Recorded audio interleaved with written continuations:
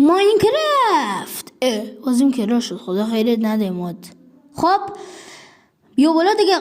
به هر حال اومدم بازی مود گیاهان علیه زامبی رو براتون آوردم. بچه‌ها نگاه کنه مثلا اینجا یا فضل ترکی داره دیگه، همین گیاه کارشه.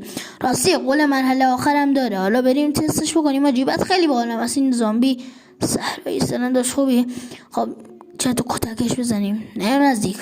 خب حالا از این دو تا این زامبیا میذاریم، این زامبیا میذاریم. نگاه کن دعواشونو نگاه. خدا وای. اینجا تازه گفتم بهتون قول مرحله آخرم داره. آره گفتم. آقا نامردیه نیان. خب اینجوری از این سیب زمینی ها میارم. عالیه. فقط چرا اینجوری هن؟ نه نمید، من امیدم به شما ها بود. خب پشمام. از این گیاه آتشی ها میارم، از این گیاهی یعنی چی مرد حسابی. خب دارم میزننشون دیگه. ای خدا خیرت نده ماد بازیم که راست. به هر حال برگشت. آقا منم کمکتون میکنم اینو بزنین، خیلی نامردیه. بیاین بزنش. ماشالله زدیمش. ایول بچه‌ها.